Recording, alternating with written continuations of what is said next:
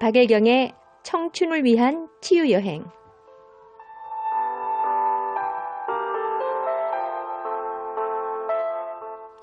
안녕하세요 여러분. 데이트 폭력에 시달리는 이 땅의 모든 청춘들에게 주는 메시지, 박예경의 청춘을 위한 치유여행입니다.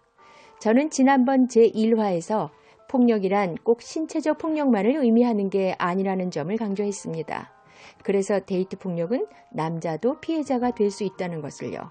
먼저 데이트 폭력의 정의를 짚고 넘어갈까요? 데이트 폭력이란 결혼하지 않은 싱글 남녀 사이에 일어나는 신체적, 언어적, 정서적 등등 모든 종류의 학대와 갈등을 의미합니다. 박예경의 청춘을 위한 치유여행에서는 가장 도가 높고 심각한 이슈가 되고 있는 신체적 폭력 부분을 먼저 다루기로 하겠습니다. 남들 다 있는 길거리에서조차 참지 못하고 여친에게 폭력을 휘두르는 남자. 한마디로 화가 머리 끝까지 나서 어떻게 주체를 할 수 없는 사람인 거죠. 그런데 도대체 그 남자가 그렇게 화를 내는 이유가 무엇입니까? 주로 싸우게 되는 계기는 한 가지일 겁니다. 왜 나를 두고 다른 남자에게 관심을 두느냐는 거죠. 좀 더 구체적으로 말하면 왜 나를 옆에 두고 그 남자와 통화를 하느냐? 네가 만났다는 그 모임의 그 남자는 누구냐? 아까 인사한 그 남자는 누구냐? 잘 아는 사이 같던데 언제부터 알고 지냈느냐? 심지어는 아는 척 한 것까지는 좋은데 어떻게 그 남자에게 눈웃음까지 칠 수 있느냐? 도저히 참을 수 없다 등등. 이런 일이 일어나기 전에는 반드시 전초 증상이 있습니다. 하루에도 몇 번씩 전화하고 카톡하고 문자하고 그 숫자와 도가 지나치기 마련이죠. 그때 등장하는 첫 문장은 어디야? 이 말이죠. 지금 어디야? 여친이 또는 남친이 확인차 그냥 물어보는 단순한 질문인 것 같지만 사실은 그렇지가 않습니다. 끊임없이 있는 곳을 확인하지 않으면 불안해서 견딜 수가 없는 거죠. 그러다가 카톡이나 문자에 답이 없으면 슬슬 문제는 시작됩니다.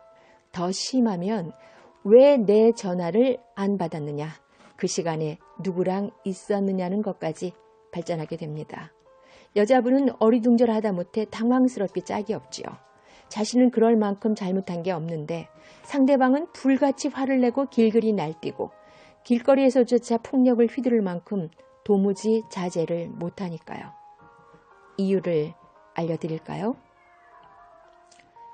이유를 알려드릴 테니 그 이유와 더불어 나쁜 배우자를 거르고 좋은 배우자를 고르는 꿀팁까지 챙겨가시기 바랍니다.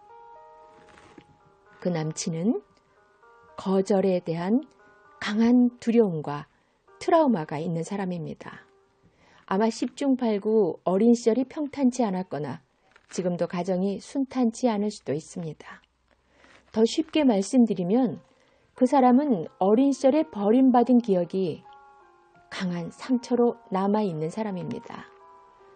버림받은 이유와 경위는 다양합니다.